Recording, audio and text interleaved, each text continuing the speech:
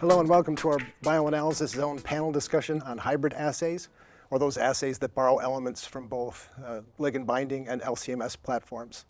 I'm Barry Jones from Crinetics Pharmaceuticals, and I'll be hosting today's discussion. As part of our conversation, we'll talk about the individual traditional platforms, LCMS and immunoassay, and how they're used for the bioanalysis of a variety of modalities: peptides, proteins, oligonucleotides, biomarkers, et cetera. We'll talk about the advantages, disadvantages, and challenges of both of those. From there, we'll talk about hybrid assays and how different combinations of the traditional assay platforms manifest differently, and how each of those assay constructs are used in practice and why. And finally, we'll talk about where we see the future of the technique evolving. We're fortunate to have an excellent panel of experts here today, and so we should start with introductions. If we can start with you, Daniel. Daniel Schulz-Jander, Senior Director Bioanalysis, QPS, Netherlands. Hi, my name is Shivangi Avasti. I am an Associate Principal Scientist at MSD. Shashank Goritiala, Associate Director, Large Molecule LCMS, Bioagilitics. Lindsay Chen, Senior Fellow at Brigham Ingham, US. Hi, I'm John Perkins. I'm a Senior Scientific Advisor with a focus on LCMS technologies at KCS, Bioanalytical and Biomarker Services. Thanks, everyone. Really great to be here today, and I'm looking forward to this discussion, so let's get straight to it. As I mentioned, we'd start by talking about the traditional platforms. For example, when would an immunoassay be used for bioanalysis, and what are some of the advantages, disadvantages, and challenges of that platform? In our lab, ELISA is the default technology platform, especially to support the phase 1 clinical trial beyond, because the throughput much higher compared to mass spec and low cost.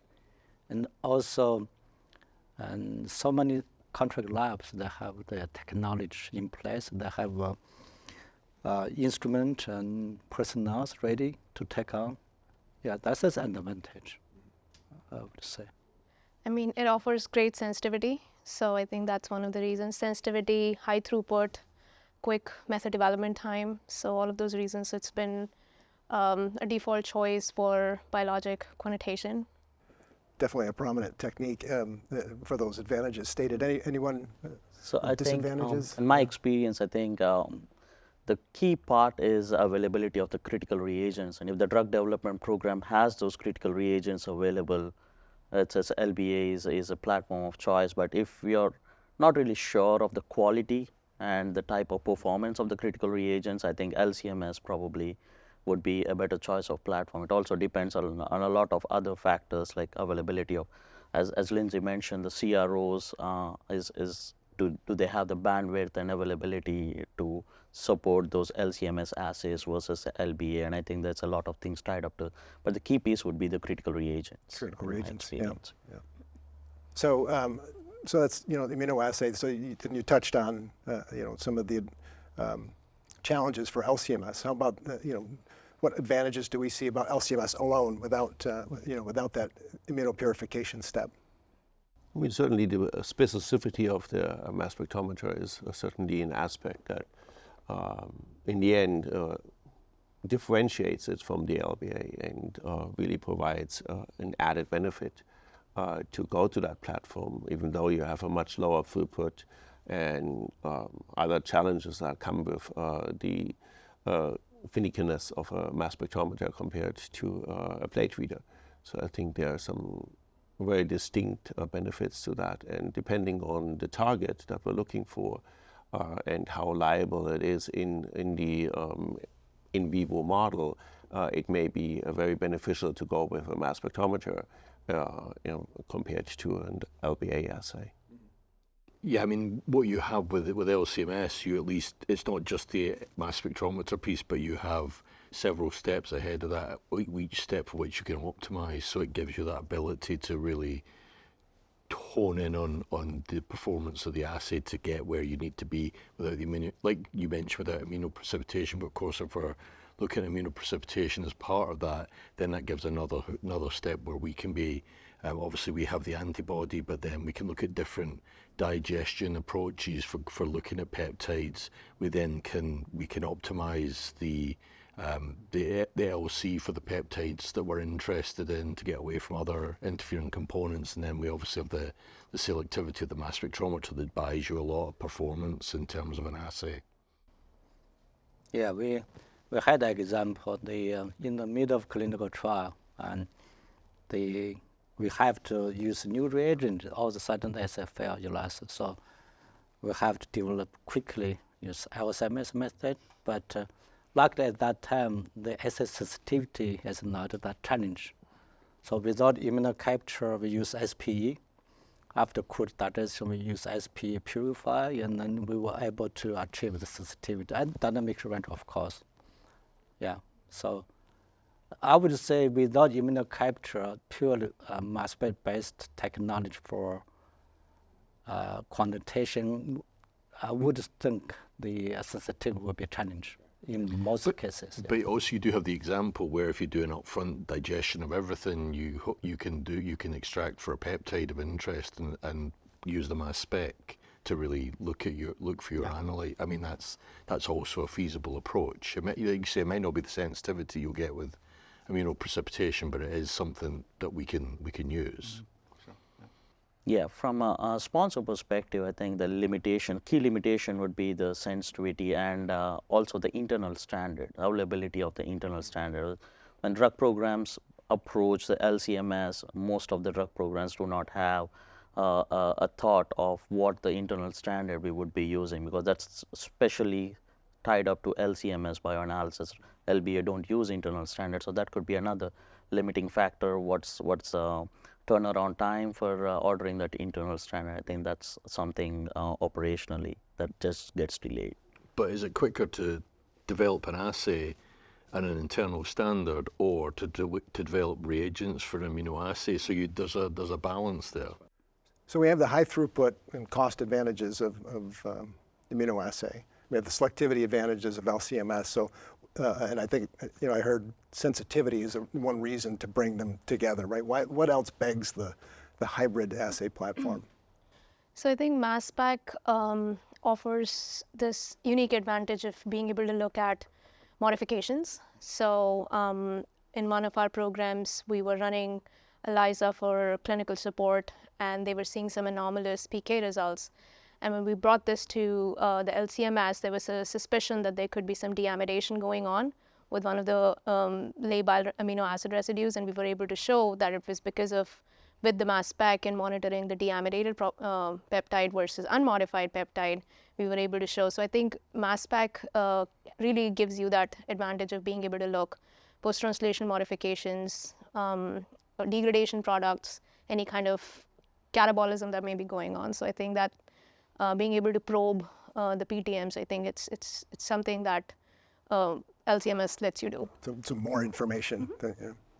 But that's also a risk, right? So you may get too much information, or you get information that you really, that cause more questions in the end of the day, because it may have a modification that the mass spec doesn't shows that your concentrations go down, but actually the activity of your compound is just as good as it was otherwise. So I think it's very careful that you need to taxate what you're looking for and how deep do you probe, because the data may not be reflective what you find in the clinic or in your preclinical model or in an activity model, because you see these small minor modifications which may not be impactful from an activity perspective. So it has to be balanced very carefully, but that's, as you say, a very unique feature of the mass spec, that you can actually find it if you're looking for those. So as I mentioned, there's different ways to bring the two traditional platforms together. So there's different ways that we can build these hybrid assays. What are some of these different ways we can construct the assay, and how are they related to maybe the stage of bioanalysis, or stage of drug development? So if we are developing a preclinical assay and monitoring a biologic that's human, we can use some generic immunocapture approaches. Like if the biologic is IgG1 or IgG4, we have anti-Fc capture for both the isotypes. And then there are anti-hinge antibodies that you could use. There are anti-light chain antibodies that you could use. So there are all these. Protein AG is a very, very common example. So there are a lot of commercially available reagents that can be very quickly adapted to build preclinical assays. But this won't translate to a clinical assay because there'll be interference.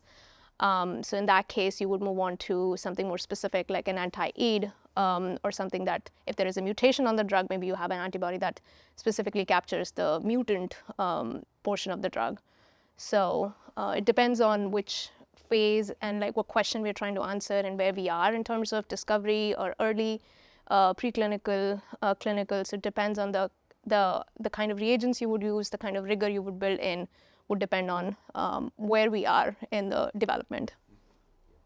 So adding color to that discussion, so typically when you work with sponsors, some sponsors are really tied up with LCMS. They want like, okay, we're going to start with a discovery phase, maybe take it to preclinical GLP, and then want to translate that to clinical studies too. So that involves a much involved method development. We can definitely do it, and there's a misconception that LCMS cannot really translate from a preclinical to clinical. We can totally do it. It just depends on how much rigor we want to apply in method development. And we have multiple programs with supported clinical programs. And I think identifying that capture system and identifying that signature peptide is the key to the translatability of that assay from preclinical to clinical. And I think from a capture system perspective, I think we need to understand what does the assay measure. Is it the total, free,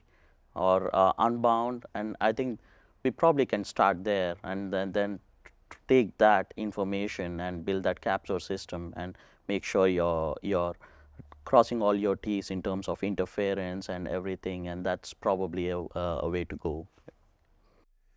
From those comments, would you recommend then, if possible, to go for the more specific capture and this more specific signature peptide before that transition into clinical from preclinical? So yeah, I think it's a two perspectives. If we have an anti-idiotypic capture system specific to the drug, that probably would be the first choice. But if not, we have seen instances where the generic capture was used, but we used signature peptides from the CDR region. So I think it's a double-edged sword. We can do it in either way. It all depends on what kind of interference you're getting from the matrix, what is the LLOQ you're trying to target. It is definitely doable with the generic reagents. We can still develop a clinical assay. It depends on if we can fish out a CDR-based signature peptide, and hopefully we're not really targeting lower nanogram per mil. As I said, as LCMS is definitely limited by its sensitivity. So I think that's a key question. Yeah, we have another advantage to use immunocapture LCMS. Exactly depends on what you're looking for, and especially new modality. For example, we have a pro-antibody drug. So if you use ELISA, you wouldn't tell active portion or total drug. Total drug is in this case not active, containing active and non-active portion. So, but use LCMS, you can fish out, which part of the species monitored has become active portion. And we also have another program. It's very unique, intravitreal injection, ocular disease. What happened is, in this case, you only have very limited aqueous humor. That's the only sample you have from eye. So what do? You only have, usually we have anywhere between 50 to 100 microliter. Now, we try to plan to maximum information you can, get from the sample. Usually ELISA, one assay you only analyze one analyze, right? So much better you can do your target, your drug, either free or total. So we have one program right now in phase 1 clinical trial, and we monitored both drug and target together. From the same capture? Yeah. Use one aliquot. So that's an advantage. So, but default again, if you just a routine monoclonal antibody analysis, we default go to ELISA because it's no advantage to use immunocapture mass spectrometry. So, yeah. Yeah. But for some of those complex modalities, is a really nice application for this hybrid approach. Yeah. So maybe we'll talk about some of the nuts and bolts of the assay, like different ways to capture. Right? There's bead-based, plate-based. What are some of your experiences with these different modes of capture? So we probably exclusively use beads. We don't work with plates and plate solidification of the capturing models. We have really good success with the automation processes with the beads. The washing is very robust and reproducible. That's like our go-to tool. And so we really don't explore further on the plate immobilization of capturing. Yeah, I think our experience pretty much mirrors that as well. Yeah, I think bead-based extraction is something we stick to. We've used resin before, but I think magnetic beads offers more surface area for attachment of the capture antibody, so we get that advantage compared to the plate-based. And I think, as Daniel mentioned, it's automation friendly, and I think it's all boils down to how high throughput we can develop the assay. Yeah, in our case, in majority case, we use beads capture, but we do realize that in beads you have a tremendous surface area, and you're going to have endogenous proteins going to bind to your bead surface. So usually the follow-up LC-MS method, you can get rid of interference, right? But we started doing intake analysis, for different reasons, not necessarily quantitation. We want to identify biomodification, as you mentioned earlier. In this case, you're going to realize the bead is much dirtier than plate-based. So then in that case, you want to, looking something other than beads, give you sample, much cleaner sample. We also try with the tip, from a thermal, they have a MISA tip. Yeah, that's give much cleaner than magnet beads. So it's a lot of options in terms of what end your assay platform look like. Yeah. How about column-based separations? Any experience there? Analytical column-based separations, though? It's very complicated, and it takes a lot of work to get to that and to make that reproducible. And the longevity of the columns is something, on the stability of the conjugation onto the column, something that needs to be very closely monitored and provides certainly an opportunity to do that. But from my experience, that is more on the research base in academic laboratories where you have very low throughput, few samples, but not when you go into a larger clinical trial or you have large preclinical studies. My experience, you don't want to go with a column setup. I know what your experiences are, but. Yeah, in my experience. Go ahead. In my experience, we have stayed away from column-based for the same reasons. It's column packing is variable, and do not want to add an additional layer of variability. And if a bead-based extraction is working well, and I don't see a reason we need to go for a column-based one. And we typically produce that column in-house, which is less controlled in my perspective. Yeah, I think for us, the columns have come into play when we're looking at the peptides rather than peptide capture rather than the proteins. Right. So that's definitely another tool that we will work with. Yeah, that's because actually in our hand, we only do anti-peptide immunocapture. We use column-based. You pack your own column. Yeah, sure. That's technical. Yeah, we mentioned conjugation, so maybe we can talk about that next. We discussed this previously as well. What are some of the different modes of conjugation? And it looks like maybe we can focus on bead-based, and that seems to be the preferred approach. Different approaches to bead-based, pre-conjugation versus in-solution conjugation or direct conjugation, things like that. So We mostly do pre-conjugation where we would biotinylate our capture reagent, and then we would like coat it onto the stripped avidin beads, and then we prepare this in bulk, and then we would store it. And then usually when we're ready to do the IP, we would just add the beads to the sample and incubate. For some of my projects, I have compared pre-conjugation versus adding the biotinylated capture to the sample and then adding the beads and then doing the IP that way. There was no clear advantage. The pre-conjugation worked as well, and doing it the other way, it just adds a little bit more time to the whole protocol. So we've mostly done a lot of pre-conjugation to the beads, and it seems to work well. Yeah, in my experience, pre-conjugation is definitely operational friendly. It does save time from your sample prep, so you can actually finish it well within 6 hours of your daytime. The only instance I would say post-conjugation I worked is in very low biomarker concentrations. So I think pre-conjugation does restrict the capture antibody capturing efficiency. It just restricts the degrees of freedom in which it can capture the target analyte. I think that's probably one of the reasons the post-conjugation has worked with the low concentration analytes. But if we don't really see the need for that, and I think pre-conjugation is definitely operational friendly. Yeah.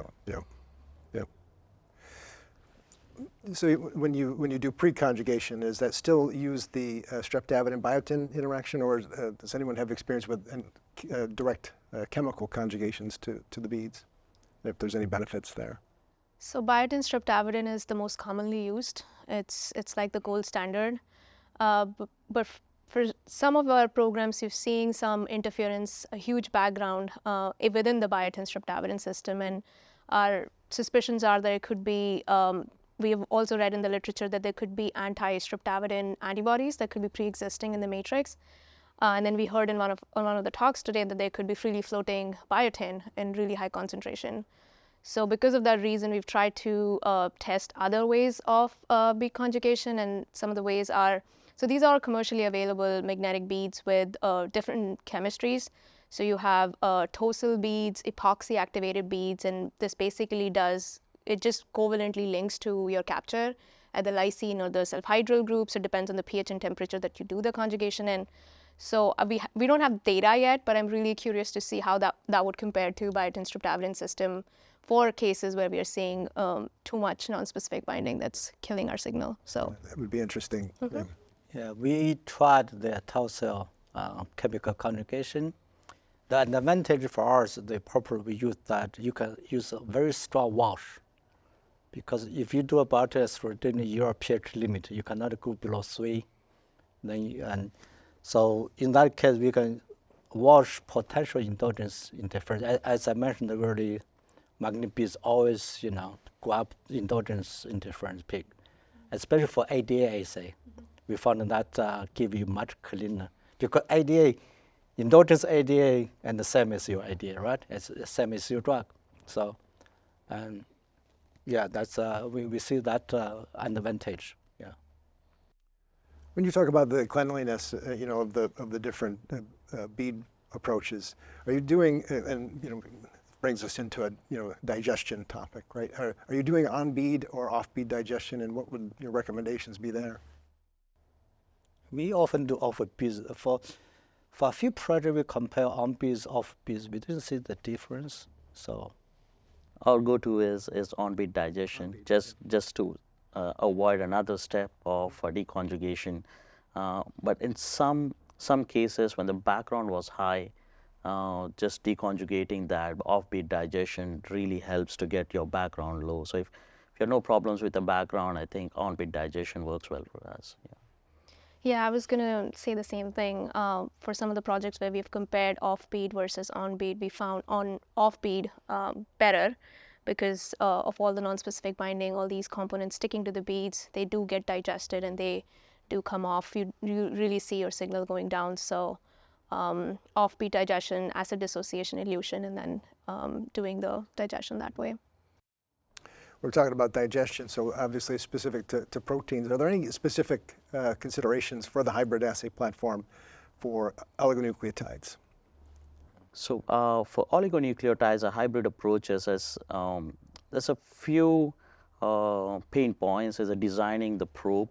Typically in this approaches, as a DNA probes is a more widely used, but there's a LNA and a PNA probes that's being also used. As I think there's one instance where the LNA probes have definitely shown better performance than PNA probes. So I think designing those probes and making sure that has a right specificity, I think that's a biggest challenge. And I think these probes have been also used in hybrid ELISA, the same probes.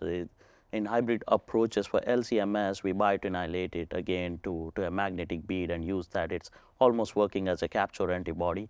But I think that the probe designing is a crucial piece in my experience. Yeah, we have example use PNA, the probe we design on probe to capture oligos from matrices. But as for UV fluorescence method, for mass spec, the reason we stay away from the capture because we want to monitor the metabolism too. So if you start use a capture reagent, in this case PNA, you tend to limit a certain moiety. You know, oligonucleotide always have a 3' minus 1, 2, 3. Always, they're still active. That's important. You need to monitor. FDA always want to monitor your active metabolism. So if you use a capture, you have to demonstrate. You still capture all the metabolism and active metabolism after immunocapture. That's Assays challenge, and a lot of probes you cannot do that. So that's why we use SPE now. Yeah, so it really depends on how stable your oligonucleotide is, and if you know there's a lot of metabolism, you definitely need to stay away from it.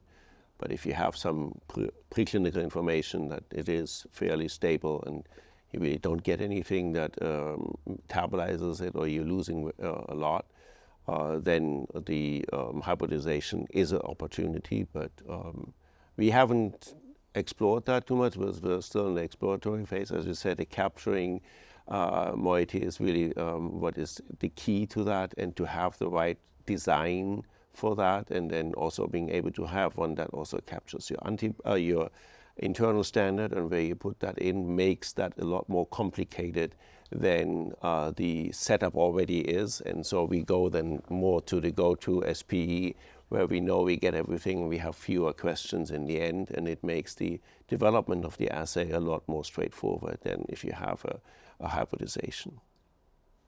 Yeah, also oftentimes you don't need that because LCMS can achieve sensitivity adequate for your purpose. Yeah. On sensitivity, we mentioned this before in terms of solution-based incubations for very sensitive applications, maybe for biomarkers. Are there any other considerations specific to biomarkers for the hybrid technique?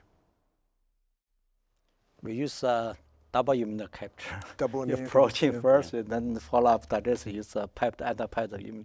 We do see the sensitivity increase dramatically. That's protein then peptide, or yeah. Peptides alone has a lot of limitation. Yeah.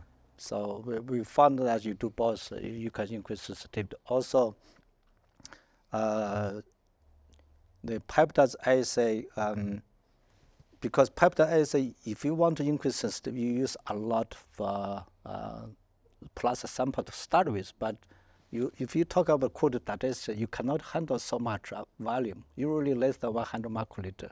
If you implement protein level immunocapture, you can increase value up to 500. One for assay, we use that, yeah. Especially if you're going to use a more expensive digestion reagent, right? Are there any experience with alternatives to trypsin, and thoughts on that? Yeah, we use, it really depends. I mean, as you said, for the signature peptide, what you want in the end, but that's kind of the driver behind it.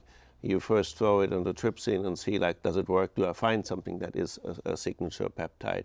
But we have other assays where we use lysine C or something like that, and have very good results with that. But if it really then shows we have challenges finding the signature peptide, then we go through the catalog basically and see what digestive enzymes we can use, and use in silico analysis to really mine through the data and look, okay, where do we find the unique sequence that we need that is applicable for our compound and hopefully doesn't have any minimal interferences from the matrix. So then it becomes complex, right, once you go down that route. But starting out as trypsin, and then we're in lysine C, and then we go from there what we have. So. Yeah, I think it is dependent on what the molecule or protein that you're trying to look at. I mean, we will typically, again, start with trypsin, but chymotrypsin we'll look at lysine. We've looked at I think it's aspartase for where it's, we're breaking at the acid residues. So we have taken alternative approaches. It comes down to the problem you're being asked to solve, and which enzyme's going to attack it. Well, how about the acid one that you used years ago? Acid? So you should mention that. Acid digestion. Yeah. Yeah, and a lot of times, I mean, even if you do the in silico, right, in the end, you need to verify that does it actually work, right? Exactly. It may look great on the computer screen, but once you start it and you actually have different lots of plasma or serum, you may get very different surprises, and then you have to go back to the drawing board. So it's an iterative process, potentially. And it may be what you think was going to be your sensitive one isn't, because of background and other interferences, and then you are looking for other peptides that might actually give you a much better signal to noise that you can really follow without all that background issues. Yeah, in my experience, too, in silico doesn't 100% translate into your experimental data. It might look great with your reference material just in buffer, but getting into biometrics is a whole different beast. And again, getting that specificity, we think like, okay, this one has good amino acids, it might fly better in the mass spec, and we figure out that, okay, this is not even seen because of some matrix effect or something. So I think that's definitely the key. In terms of using other enzymes, probably not a bottom-up approach, but the middle-down approach uses other enzymes like IDES, Genghis Khan. I think that's definitely being tapped as one of the enzyme resources for middle-down as a semi-quantitative or intact analysis. Yeah, we use other enzymes to see. We have a number of examples. FDA requests we monitor either C-terminus and N-terminus. If you clipped either N-terminus, C-terminus, you lose efficacy or potential safety concern. So when we monitor N-terminus, C-terminus, and the trypsin, if it's not working, you have found another enzymes, to produce measurable mass spec per se, right? That's a case we use. We use quite a lot actually. LAS-C and GLU-C and chymotrypsin. We use a lot rather than for answer a particular question. Yeah, but still primarily trypsin. Oh yeah, yeah. So what are some of the pros and cons? We talked about pros and cons of the traditional components, but how about pros and cons for the hybrid assay format? Well, I think pros, Lindsay's just touched on it, that ability to sample different portions of the protein that you're looking at and look at them all separately is a really useful tool to have. That there's a lot you can learn from taking that approach. So that flexibility and analyte that you're actually following is really helpful. Yes. Multiplexing within one complex therapeutic. Yeah, especially important for ADC, because a lot of ADC program we start use mass spec for, because more ADC you measure total antibody and active ADC plus small molecule. Yeah, we have assay ongoing right now. We measure 2 large molecule plus 2 small molecule. You can imagine, if you use such a LASA, what you're gonna get. Yeah, that's where you really need the tool. I think the biggest advantage comes in, I think we already talked about it, the selectivity, right? So for ELISA, you're dependent on good quality critical reagents. Your capture and your detection both are critical reagents, so they need to be performing well. But for a hybrid assay, you don't need such a great capture reagent. And capture reagents that might not work well for ELISA might work for hybrid assays. and the selectivity portion comes from the LCMS being the detector. So I think that's a very unique advantage over ligand binding assays where matrix interferences can really kill the performance, whereas LCMS, using a capture that works and then bringing the selectivity from the LCMS can really help the performance of the assay. So I think from another perspective, the hybrid assays, when we talk about hybrid LCMS as a typical go-to is like a hybrid LBA, LC-MS-MS as a surrogate peptide approach or the bottom-up proteomics. But a hybrid approach with intact analysis that has a lot more capability and it can give us a lot more information. I think that's one of the key things is having to able to look at the intact analysis after hybrid that can just tell us about the in vivo biotransformations, especially in ADCs and DAR ratios, in vivo DAR characterization. I think that's definitely going to be a key hurdle for bioanalytical strategies. Yeah. And Daniel mentioned it earlier with the downside is how much information that you're going to get and what do you do with that. Yeah. So with this selectivity of the LC and the mass spec, what does that mean for the role of the antibody in the hybrid assay? Can we get away with polyclonals? Do we need as much attention to critical reagents with the hybrid assay as we do with LBA? I think as we initially talked, it's like I think the question is how far do you want to go or how low do you want to go and how much of the initial capturing you really need. If it's so to speak, and you really don't need to push the limits of your mass spec, then it becomes less of a critical aspect. But if you really rely on the specificity and the ability of the antibody to capture as much of your target compound out of the mixture, then it may become fairly quickly also a critical reagent, because you may lose your low end if your antibody is not good enough to capture everything. So it's a case-by-case basis, I would say. If you get all the sensitivity already, then it's less critical. But if you're really pushing it, you really need to be very careful from lot to lot if you get the same selectivity and specificity. Yeah. I think in biomarkers and even in the transgene expression product, I think the polyclonals is probably we wanted because we need that cross-reactivity. We do not have a very characterized reference standard or exactly the same product as your transgene product would give in vivo. So I think that cross-reactivity is definitely exploited to our advantage, and that is just a sample enrichment that a capture antibody is doing. The selectivity in LCMS is always dependent on the mass spec and its LC. So I think that cross-reactivity exploiting has been very useful for us in biomarker and transgene product quantification. So I think I've seen reports. I think we've all seen reports where someone can test samples with both an LBA and an LCMS platform, hybrid LBA LCMS platform, and get different results, right? So what does that mean? How do we navigate that? And what, have you observed it, and what do you do? I mean, in our lab, especially in the early days, like 10 years ago, we compared a bunch of compounds, at least 10. And we observed that in the late compound, ELISA always give a lower concentration than mass spec. In the early temperature, they almost identical.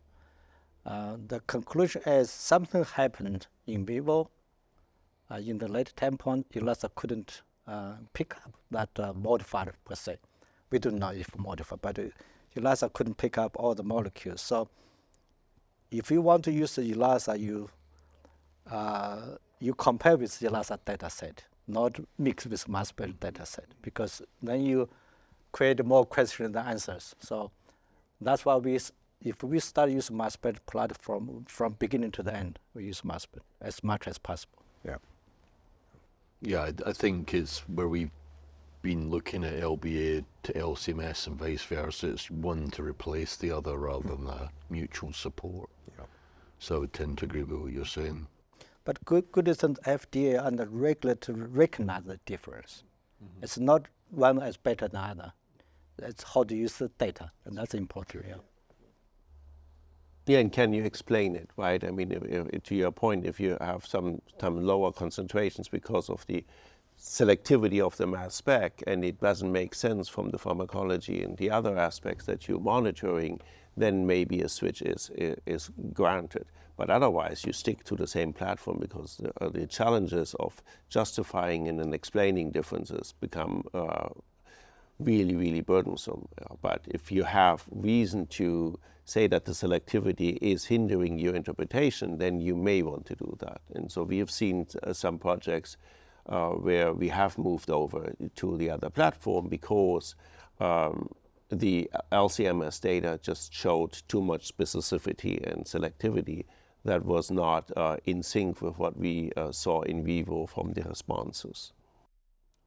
I think even within the hybrid platform, different peptides, we can get different results depending on the peptide that we follow for the protein. We've seen that in the literature. So, how do we navigate that, and how do we avoid that in our method development and validations? So choosing a good surrogate peptide is where a good hybrid LCMS assay development starts. So there are a bunch of things that you need to think about: uniqueness, avoiding amino acids that might be prone to post-translation modifications in vivo, or artifacts that come from the sample preparation, and a bunch of other things like selecting a good surrogate peptide. You can select 2 or 3. Sometimes we have a quantifier and a qualifier, and usually if for an assay, they should be trending in the same direction. But if that's not happening, then you need to think about where from the protein sequence, which domain are they coming from? Is there an internal clipping event that's going on that could be causing the discrepancy between the 2 peptides?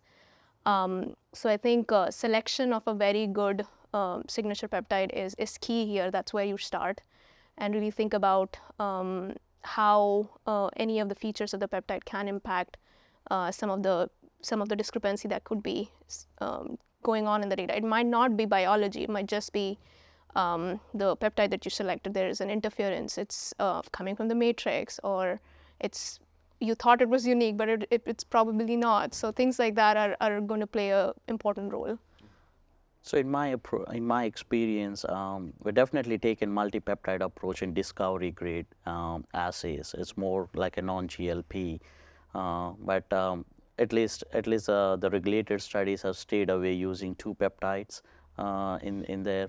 But from my perspective, I look at it as the same discussion as we had as a LCMS versus LBA. If you're sticking to one peptide, maybe stick to one peptide after making sure that is that difference coming from a stability issue or not. I think that's probably the key question to answer if you're seeing different results from different peptides. And that's one of the key reasons we use multiple peptides in discovery phase, just to make sure we are monitoring different parts of the drug, what we administered, and making sure that there is an intact stability established before we stick on to one best performer or the showstopper of the signature peptide. Of course, I think you can avoid it altogether. To your point about intact protein analysis by LCMS. So I guess looking forward, how do we see that evolving?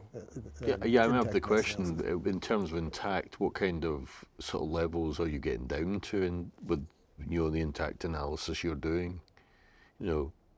Are you 100 nanogram per mil? Are you lower than that, or what kind of LOQs do you see? So between 100 to 500 nanogram per mil, at least for MAP therapeutic. Sure. Okay. Yeah. So I think with the advancement in technology, especially the ion optics, like the instrument vendors now realizes, at least some commercial vendors have like a protein intact mode, where the pressure in the ion optics is so much reduced that at least the protein stays intact throughout its ion path. I think advancements like that will definitely help to get to the sensitivity, which is the key limitation for intact analysis. And holistically, if we look at from a perspective, LBA and hybrid LBA, LCMS with the surrogate peptide approach, neither of them really measures the intact. LBA is dependent on 2 epitopes, and and hybrid is one epitope and LCMS.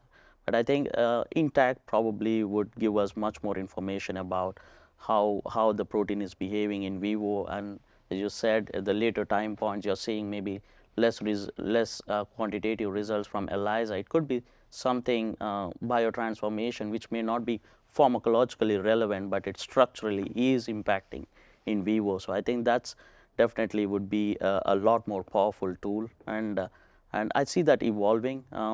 Maybe 5 years or 6 years ago, no one talked about intact analysis. Now we're seeing more and more, and especially with the ADC modality that has come into light more. And I really hope that we get more into that intact analysis. I think that's a valid point, that with a lot of this, we're talking about things several years ago we weren't touching on, because we're lucky that we have instrument manufacturers are very focused on pushing sensitivity, whether it be intact or whether it just be standard, you know, LCMSs that were, I mean, you got that SIGS progression that you're, you know, and that's to the benefit of us as bioanalysts, that we can solve problems that a few years ago we really struggled to hit. But that's the science is progressing, but also the instrumentation is progressing to support us and really help with that.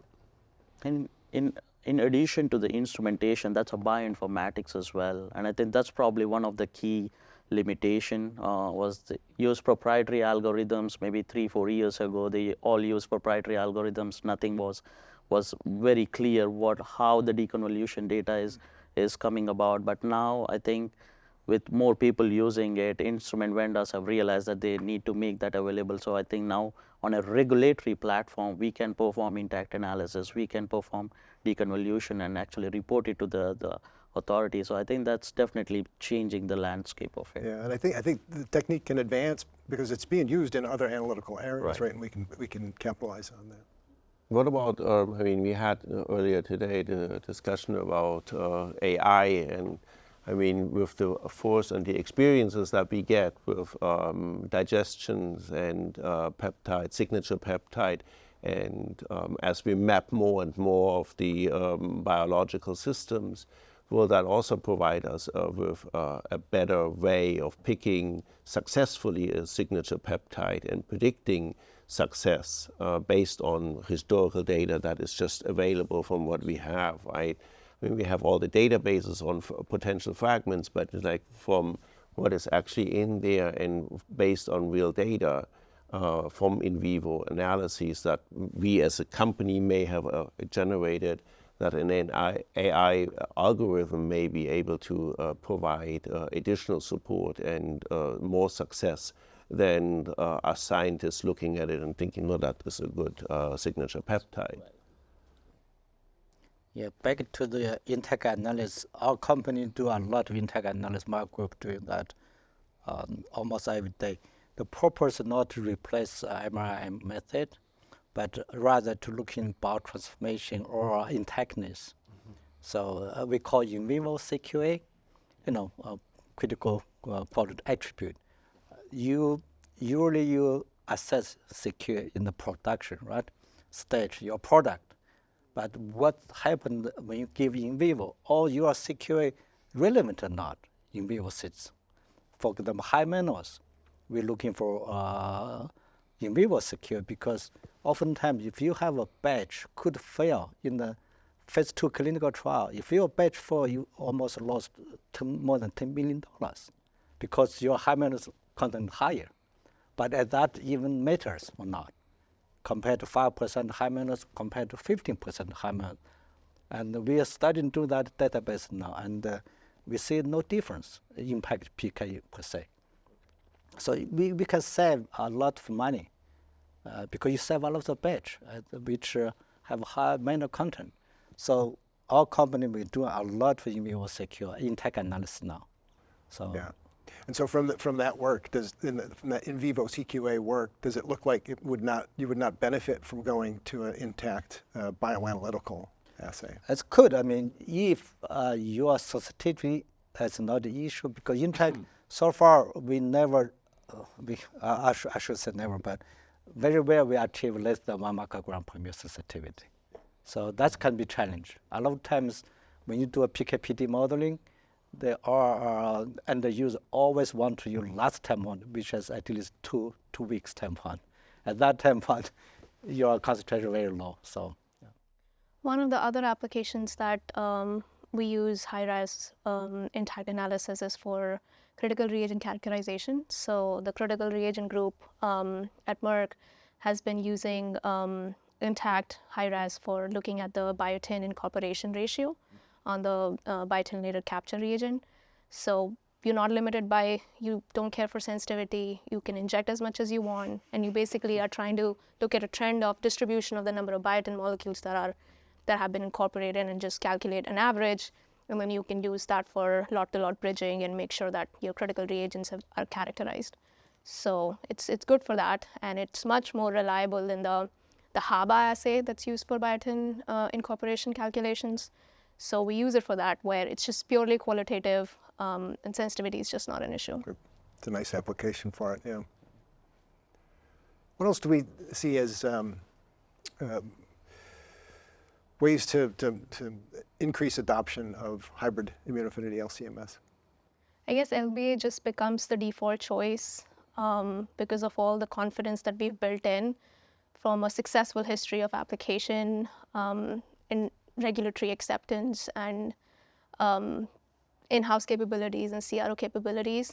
But I think hybrid assays are becoming more mainstream now. The signature peptide approach is very commonly being used, and I think a lot of regulatory submissions have been using hybrid assays.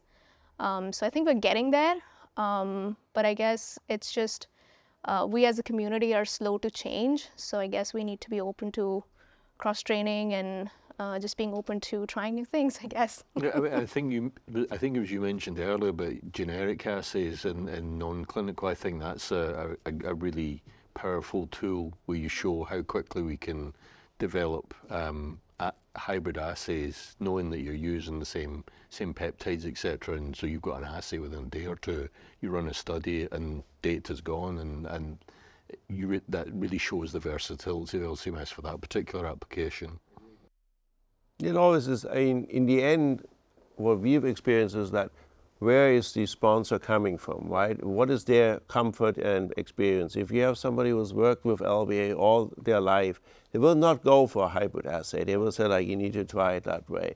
So in the end, I think what you mentioned, the complexity and what you really want to achieve with the data is really, in the end, should be the driver on what platform is used. And you should have a holistic approach, whether one way or another, both will give you some answer, but is that appropriate for the questions that you're asking? So just forcing everything for hybrid is going to cause a lot of pain on one side, and the other way similarly. It really depends on what questions do you ask for the situation. So I think to entertain both options are available, I think is something that we as a community should push further and say, like, there are options and these are the benefits, and really propagate both of them and then make it an informed decision rather than saying, like, I always like my ligand binding assay, so we're going to do a ligand binding assay. That's not the right solution for either problem. So I think we need to really be open-minded.